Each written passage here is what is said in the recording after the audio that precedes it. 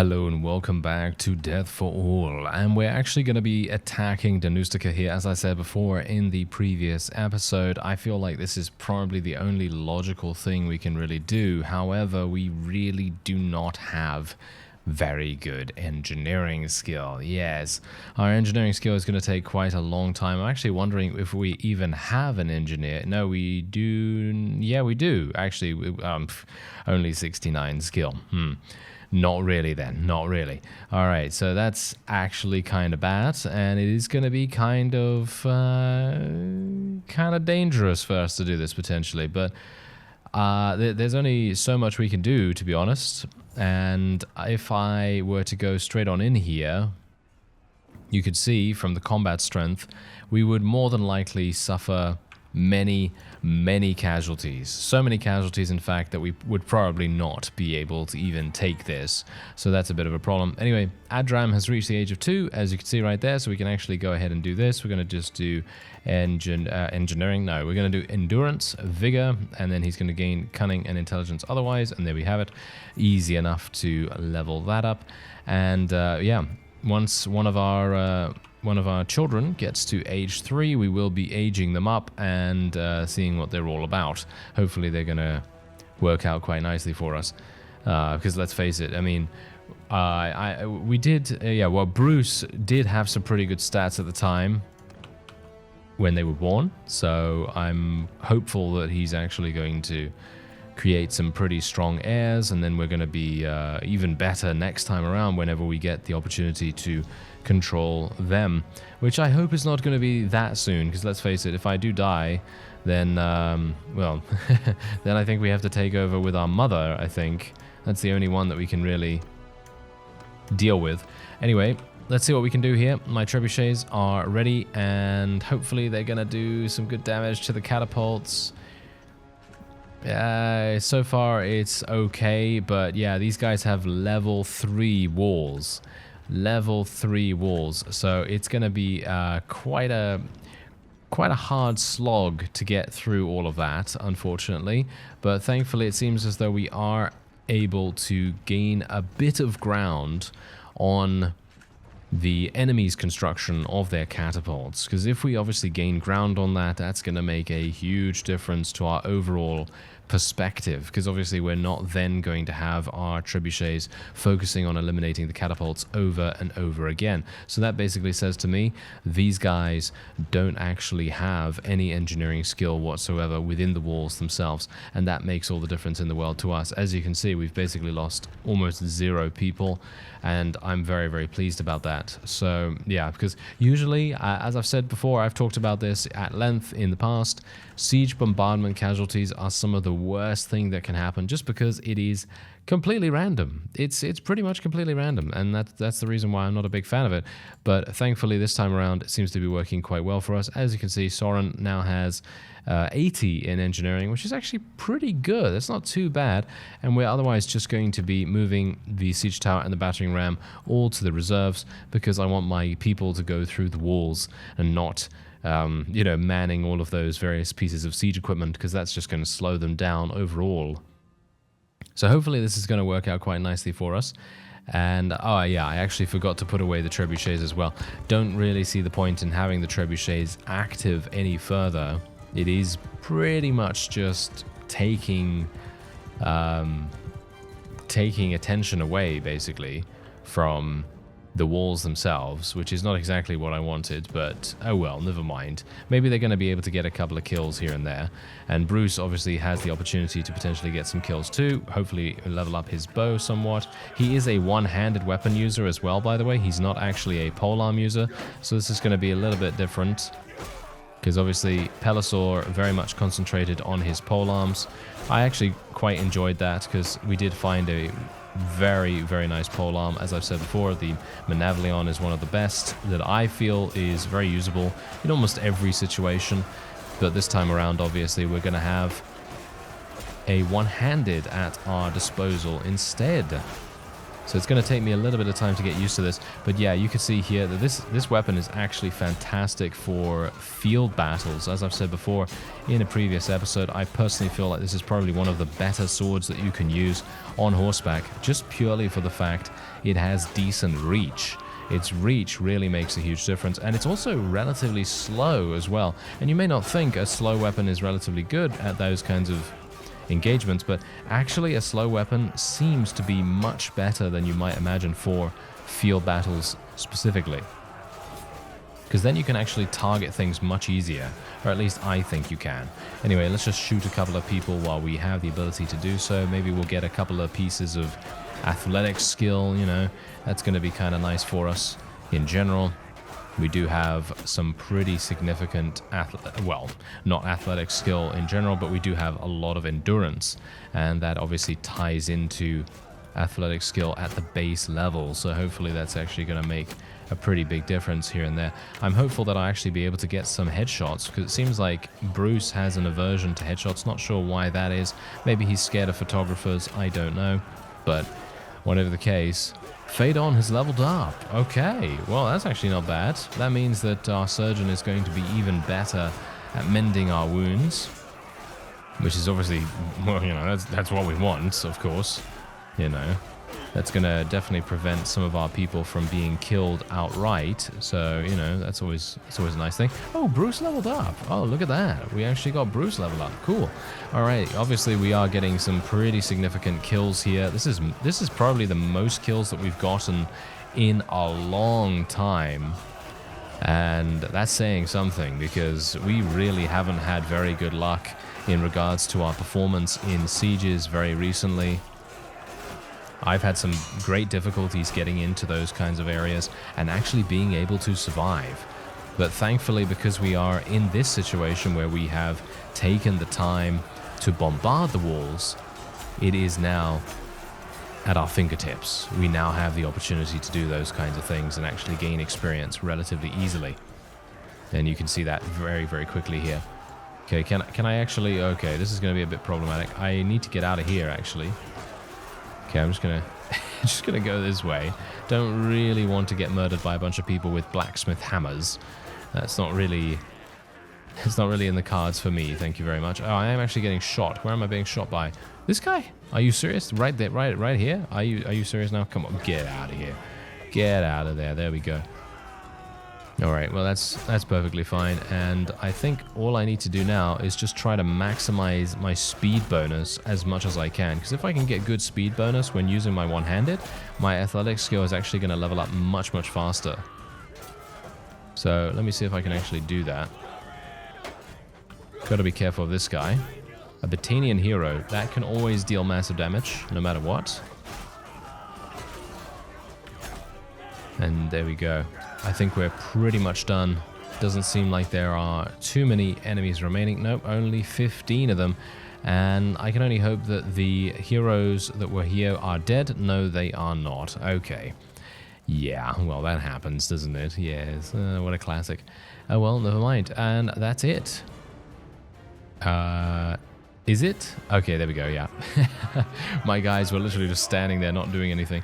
And I assume that is because the enemy was retreating to the keep. And I think, you know what I'm actually going to do? I'm going to go in with my people into the keep itself, because I think it would be quite fun to fight through here, and it might give me a little bit of extra experience to level up my athletics and everything. Whoa, we're actually getting quite a few kills in the process here as well. I wasn't really anticipating that, but I could always die here. That's the thing. I can always die here, so that's a bit risky, but it kind of adds a bit more tension to the whole thing, which I've got to say, I welcome that. You know, that's one of the main reasons why I tend not to play too safely.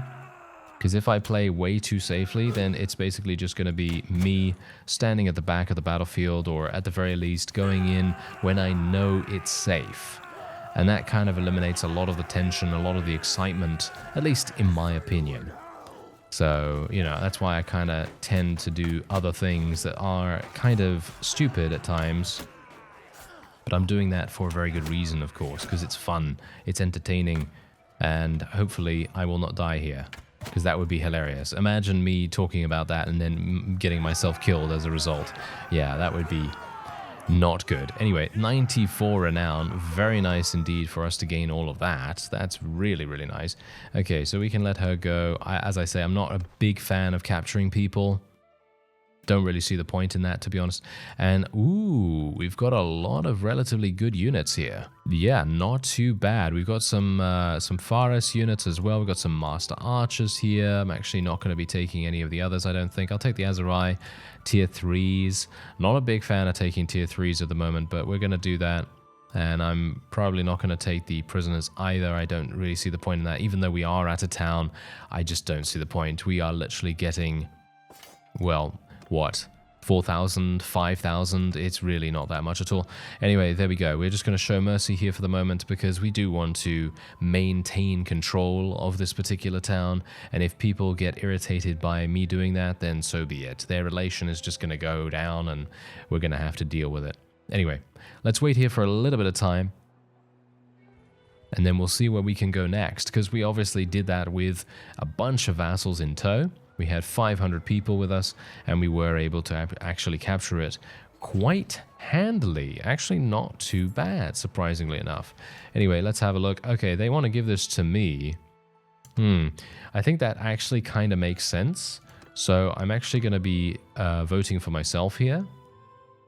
And the reason why I think this makes sense is because Onira is my other town, and it is literally just a stone's throw away, and it kind of makes the most sense, right? Or at least I think so. Anyway, what do we have going on here? Okay, so we do need the orchard for the food production. Don't really need this built too quickly. We want this. This is 27 days worth. Wow, that's going to take a long time. Yeah, not sure if we have the ability to do that. Okay, wait a minute. We have this person who is from which culture? She is a Botanian. Right, okay. Okay, I'm going to have to do something here with her. Not a terribly big fan of editing people like this, but I'm just going to change her to Empire for the moment. I think it is Empire. This is Empire culture. Yes, it is. Okay, there we go. And now we can just, you know, turn her into a governor right here. This basically just makes things a slight bit simpler for me, even though it is still making it so that I'm losing loyalty every single day, which is kind of sad, but you know. Anyway, I should probably go over here and see what I can do about this particular task. Maybe the task is relatively simple to complete. And in which case, then we're going to increase our loyalty. Manual laborers. Okay, that's not particularly easy to complete, at least right now. Let's go over here, see if we can eliminate this guy. Nope. Okay, he's making his way out of there. And as you can see, we've actually now pretty much cut off the Southern Empire, which is quite... that is pretty good, actually. Very surprising that... seems like the Azurai has done a pretty good job here so far. I mean, that's the thing. We're going to need to... Oh, hello there, Joran. Let's do battle, sir. Let us do battle. Akar is right here as well with me. Okay, that's fantastic. Wow, that's actually really surprising. Okay, so he's obviously the leader of an army, so there's no way I'm going to be able to try and persuade him. That's impossible, of course. But look at my athletic skill. Do you remember what my athletic skill was in the previous episode? I think it was at like 90 or something like that. And we've now leveled it up to 159. Wasn't it something like that? Yeah, I think so. Or it was like 100? Yeah, I think it got to 100 or something. So we leveled it up by 60 points, which is actually pretty crazy. Going to go for Surging Blow here. I think that makes the most sense. We're also going to go for Walk It Off. I always like that over the other thing.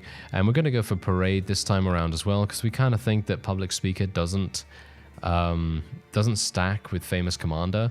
So I'm going to go for Parade this time, and we also have Bow Skill leveled up a little bit as well. So I'm actually going to go for Quick Adjustments, which is the accuracy penalty being reduced when rotating. So that's kind of what we're going to go for there. If there's anything else that I want to go for, I don't see it right now. I could go for Steward Skill, I could go for Leadership. Probably go for Leadership because I am leading an army right now, so I guess that kind of makes sense. And let's go in. Let's go in. This is a very large army that the Southern Empire has gathered here, and hopefully we will be able to eliminate them with minimal casualties, because I would love to be able to move on and attempt to take... it's not Vostrum, is it Diathma? It might be Diathma. I'm not entirely sure how close we are to that, but... yeah, it would actually be very advantageous if we were able to take it, because that is literally the last fief, with the exception of Vostrum. And Vostrum at the moment is currently under siege. I don't know by who. It must be another opponent of the Southern Empire, because I don't think an Azerite army is there. So we're going to have to do something about that. If we can, maybe we need to declare war against that particular person, because maybe we want to prevent them from taking it. I don't know. Maybe we do. I really have no idea. It very much depends on who it is, as I say. Because if it is a strong faction, like, I don't know, the Vlandians or something like that, I don't know whether they are actually that strong. Because we've seen they're not that good. They're not that good right now. I'm just going to tell everyone to charge in here. We do outnumber them dramatically, so I shouldn't have to use too much strategy here. I can basically just charge straight on in and do some damage. Then maybe we can just level up our riding skill even further too. I've actually found that using a bow is actually not that enjoyable any further. I know I've actually mentioned this a little bit in the past, and someone mentioned that the developers seem to have changed the damage profile of bows in general and the armor that most units wear. And that has now had a fundamental difference or impact in how much damage you're actually able to deal to these units. And like, for example, let me just see if I can actually try this out real quick, because I think I tried it out beforehand and it didn't seem to do very well. I'm doing 66 damage, but I do have a very small amount of bow skill at the moment, so it kind of makes sense that I'm not going to be dealing massive amounts. But we're doing 63 damage to a relatively lightly armored opponent, and this is the best bow in the game. So I would have expected maybe a little more, but obviously if you get a headshot, then that obviously puts paid to that, you know. But yeah, as I say, I think it is due to the changes that they made recently or in the recent past, and it has now made things a little bit more, well, as I say, a little bit more unenjoyable to use a bow. But of course, it's not overpowered. It just means you're not able to one-shot enemies with your bow any further, which I gotta say, I'm not sure whether... I don't know. Would that actually happen beforehand anyway? I mean, talking realistically, would you be able to shoot someone with a bow, you know, let's say in the chest, right? Let's say in the chest or in the shoulder or something like that. Would they continue to fight? Would they continue to run around and everything? I mean, yeah, maybe, but it depends. If they hit, you know, if they were hit in the heart or something like that, or in a, you know, vital organ or something, it's probably not going to be that likely for them to continue running around. But it depends. Obviously, it depends on the person. But as I say, I don't know. I'm not sure if I agree with the change, but I think that's the point. In the end, if you do level up your bow skill and you get it to, I don't know, 150, 200, 250 skill, somewhere around there, you're probably going to see and start seeing more one-hit kills, which is obviously what you kind of want, you know. I mean, if you hit someone in the hand, I can wholeheartedly get behind the fact that, yeah, okay, they're not going to die from that. Of course, they're not going to die from, you know, a hand shot. But I would definitely expect, you know, chest or something like that to potentially be a one-shot. But we're doing very little damage as it is right now because of that. So, not sure. But there we go. We are actually helping this guy to escape, which is very nice.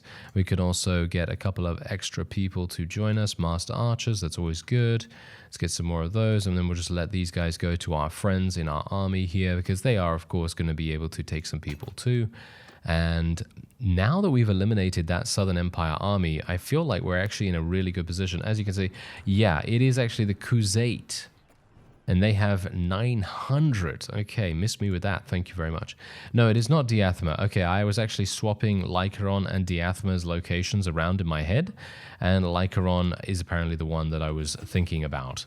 So let's see what we can do with that. Oh, hello. We have a bunch of vassals in the area here. Let's see if we can actually do something against them. So yeah, as you can see, I have 96 in bows, which is, well, all things considered, pretty bad. So yeah, I'm not surprised that we're not doing that much damage with it.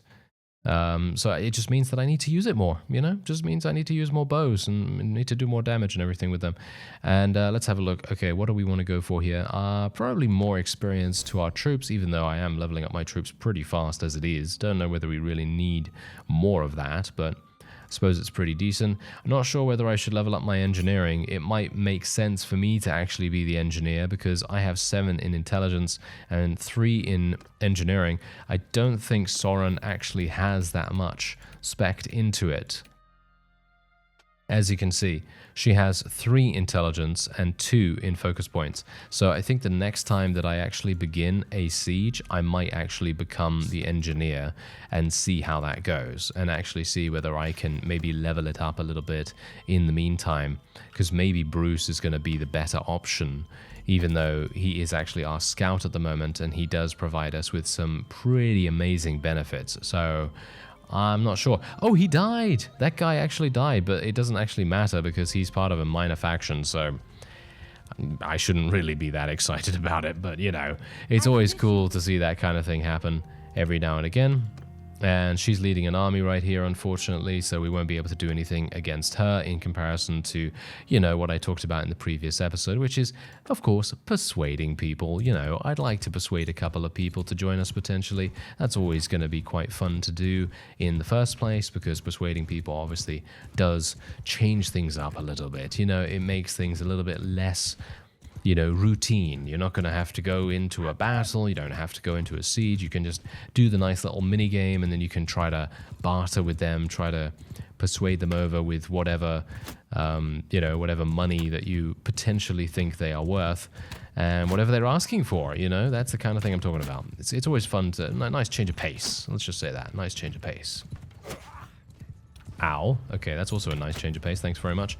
Yeah, that was some big damage. But as I said, I'm actually trying to level up my bow skill here, so just trying for long-range shots mostly, and ones that are actually going to be construed as high difficulty, so going for headshots, going for long-range shots, basically anything I can do about that. These guys are literally running to the edge of the map. I actually wonder whether are they gonna retreat? Surely not, right? This is actually hilarious. I'm not entirely sure why they would be attempting to retreat so dramatically here. I mean, look at this. We're right up against the boundary of the field, which is possibly quite bad for us because we're going uphill here. Oh, it seems like most of them have actually retreated already. Have they? Or are they moving back into us? They might be moving back into us. That might actually be what's happening here. Okay, well, we're just shooting my own mounts, which is not exactly what you want to do, but they're not taking that much damage anyway. Yeah, well, it's highly unlikely I'm going to be able to get high difficulty shots now, because all these guys are literally just standing in my way, so I guess I will just use all my arrows like I have, and then we'll just do some damage with my wonderful sword. I actually really like this sword. I think this is probably one of my favorite swords I've used so far, and that's actually really strange because usually I can't find a sword that I really get along with in regards to mounted combat. Usually I'm going to have to create a sword that is actually usable for my playstyle, because that's the wonderful thing about being able to create your very own weapons. Of course, you can actually customize them to your liking. Some of them are longer, some of them are slower, some of them, you know, just do massive damage, and there is a very specific form of weapon that I like, but usually it's a two-handed, you see. Usually it's a two-handed, so that's the reason why having a one-handed sword be something that is so dramatically usable for me is actually quite weird and quite strange for me. But there you go. Anyway, we were able to achieve victory there. Obviously, I'm basically just trying to keep Sylvan out of the fight here as much as possible. Just try to keep her as as weakened as we can possibly get her. That's pretty much all I'm really going for there. And being able to continuously, attack her over and over again, that's obviously great. This is the sword that I'm using right now. It has 110 length and 103 swinging damage. In my opinion, this is probably, as I said before, one of the best swords that I've so far seen. I don't think I've ever seen one of these before, or ever used one, shall we say. So it's looking pretty good. Anyway, let's just see, what do we have here? Okay, that's that guy. Okay, so let's actually go over here and see what's actually going on at Lycaron. Okay, they have 533. It is likely that we will be able to join this and actually achieve victory. But that's yeah, I'm not sure. That's the thing. It is very much a touch and go situation. I don't know what the layout is of this particular place. Oh yeah, I should also change my role. So Soren is going to be the scout. I will be the engineer for now, and we'll see if I can level up my engineer and, actually get some things done here. They might decide to actually attack me. That would be quite funny if they decide to attack me while I am besieging. There is a very large party of people here, but he's from the Lake Rats. I don't really think they're going to do that, but if they do, then good luck to them, I suppose. And we do have our 4 trebuchets up and running here, and I'm now actually starting to construct my siege towers and the battering ram itself. Now, as you can see, there is a very large conglomeration of enemy vassals right by the side of me here, and they are very, very ready to attack. Oh yes. Anyway, I'm actually almost at 50 engineering. I think we might even be able to get to around... It very much depends on how much we want to milk it, really, because if we stay here and we continue to destroy the catapults of the opponent as they are built, then we're actually going to continue getting skill, which is actually pretty cool. But yeah, we'll see. Anyway, plus 10% build speed to non-ranged siege engines. No, I don't really care about that. I'm going to go for plus 10% build speed to ranged siege engines, even though I personally prefer having... plus 30% shield hit points. I think that that's actually fantastic, but I don't really care about the non-ranged siege engines. So, going for the ranged ones is obviously going to make the most sense for me right now because, of course, I'm going to be building trebuchets. I want them to be as fast as possible to be built if they do get destroyed, or initially at least. So we want them to be as fast as possible. So yeah, we're just going to continue bombarding them.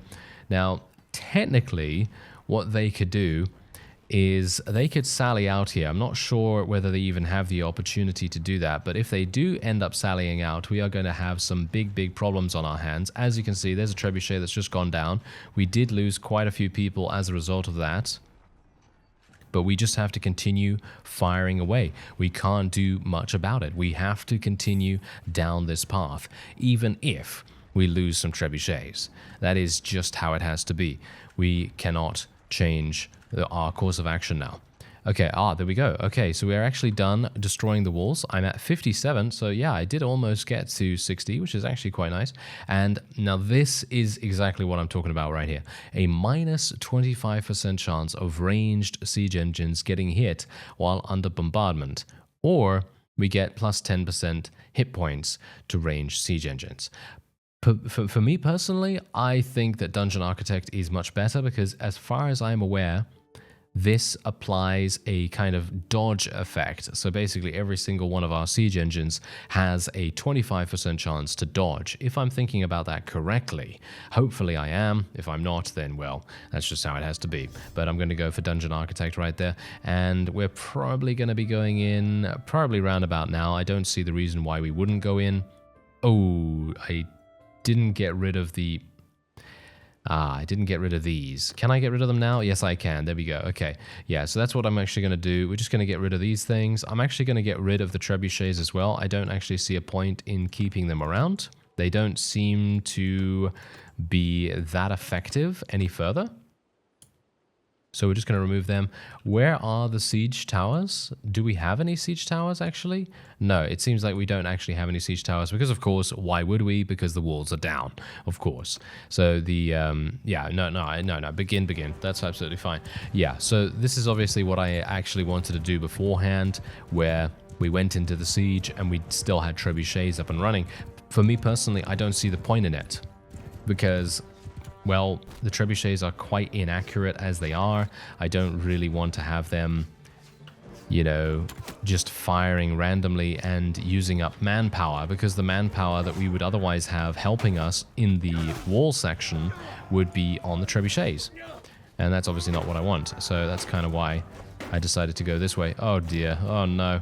This is not working out as intended, but okay. I'm just going to try and see if I can eliminate a couple of people here. Just using the angle of my attack here. Trying to keep away from taking damage from the opponent.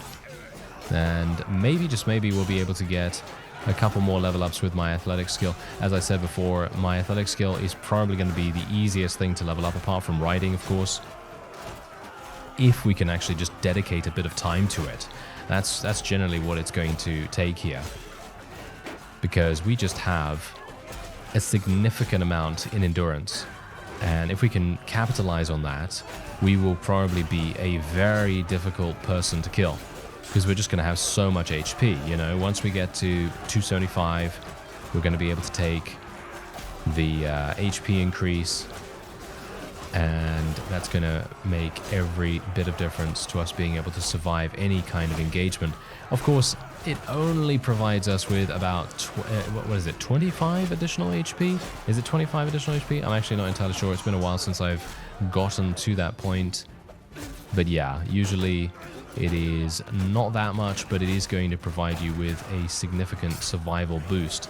So that's kind of what I'm hoping for here.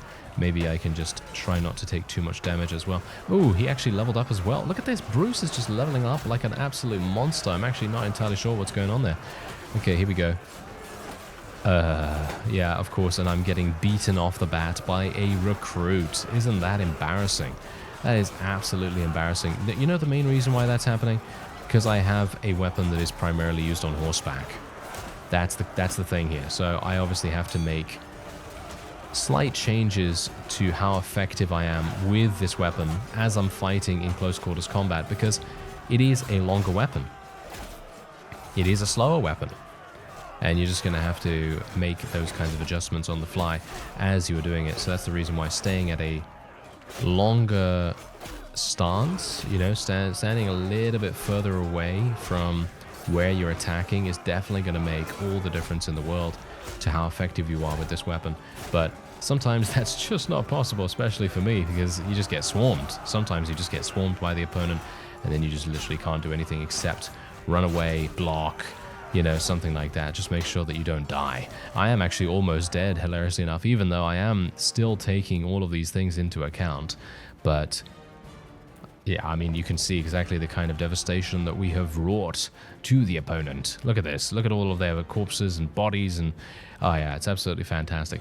And we are now going to be, we are going to be going through to the keep once again. I'm not sure whether I should even join the keep this time around, because we do have these guys over here. I kind of just want to get this done, so we're just going to send these guys in. And there we go. They are done there. There we are. Okay, that's actually pretty fantastic.